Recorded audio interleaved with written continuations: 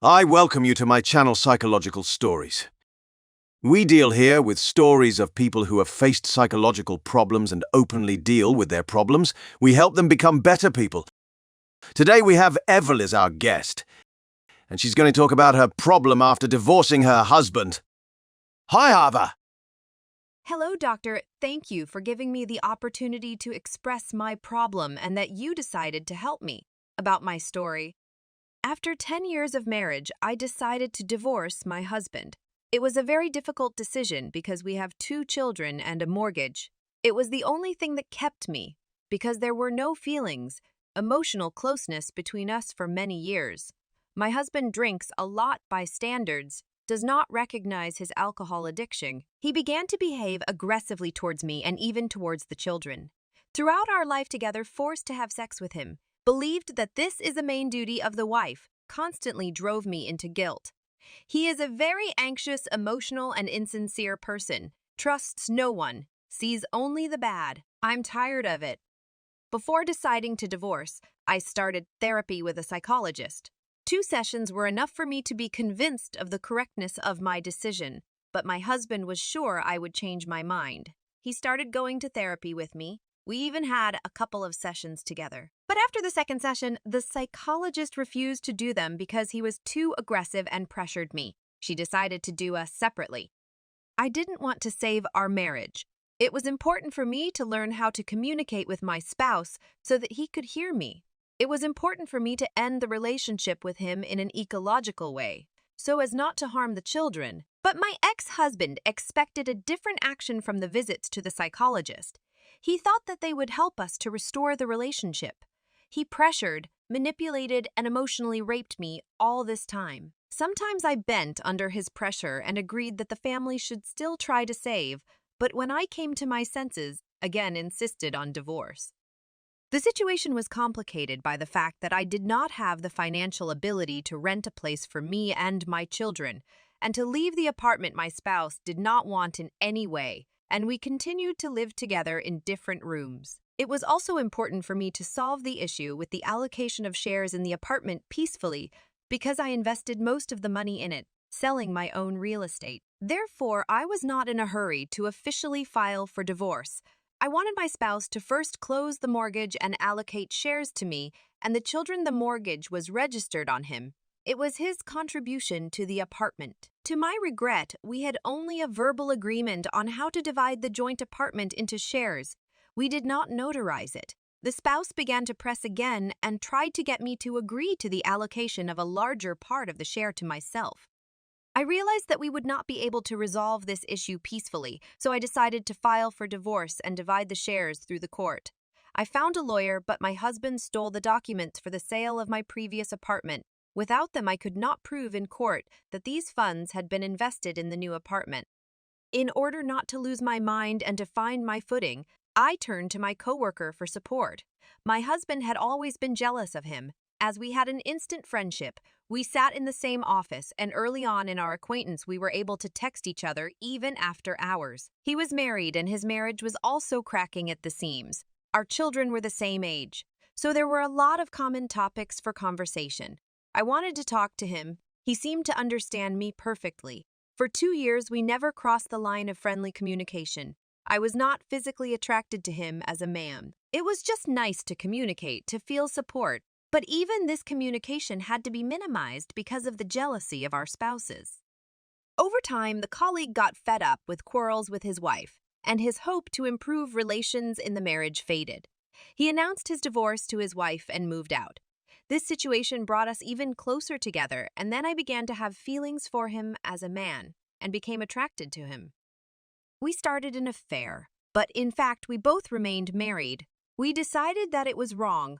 We should first officially divorce and then start a new relationship. We stopped our relationship for a while, but communication continued. I needed his support. We decided to honestly confess our feelings to the spouses, to deprive them completely of hope for the restoration of marriage. Especially my husband started following me, climbing into my phone furtively, digging in my bag. My ex-husband reacted very strongly to my revelations. Apparently, he had been hoping all along that we could somehow magically avoid divorce. In the end, my ex-husband closed the mortgage.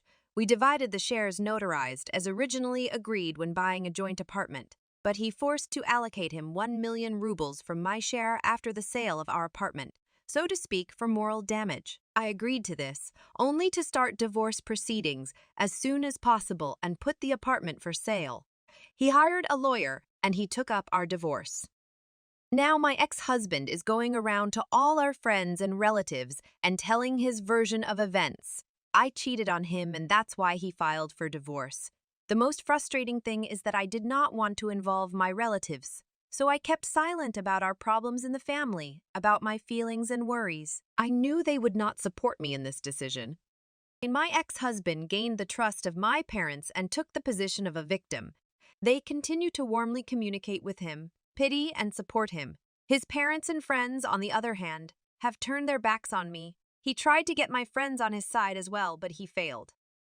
I don't think I betrayed my ex-spouse.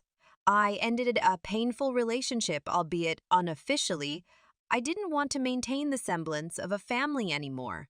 I paid him off with the money from the sale of the apartment.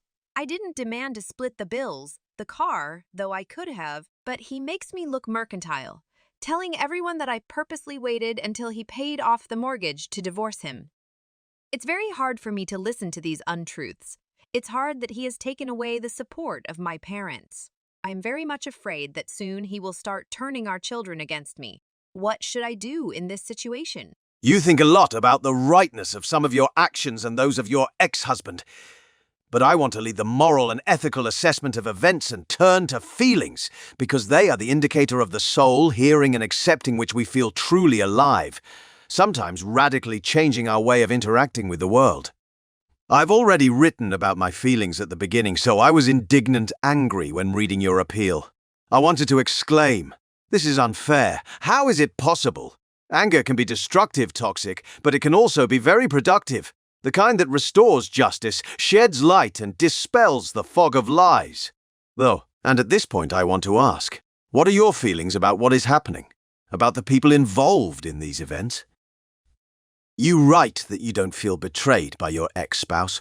I don't see your betrayal either, but the fact that you ask this question kind of leads me to the idea that perhaps you are experiencing guilt. Assuming that is the case, my question is there room for your guilt in reality? What is your guilt? Personally, reading your address, I did not want to blame you at all, and I for my part find no room for accusations against you.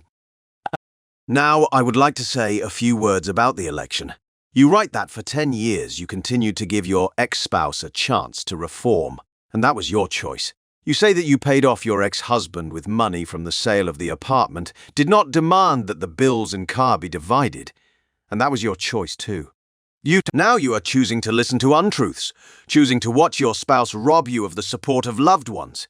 My question is, how comfortable are you with this way of dealing with your spouse's behavior with this situation?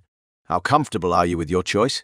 If you could make a different choice, what would you make it in favor of? What would you say to a close friend in this situation? And finally, let's turn to your question at the end of the address. Of course, this is not the place for advice, and I have no right to give it. But I definitely believe in your right to defend yourself, to assert your picture of events, your boundaries, your truth. It's your right, as is the right of any human being, and yes, perhaps it takes some degree of penitence to assert your boundaries, to sound your opinion. Thank you for sharing the problem. And thank you, viewers, for watching our video to the end. If you have your own stories and problems, please write in the comments. We will definitely help you. And don't forget to subscribe to our channel so you don't miss new videos. Goodbye!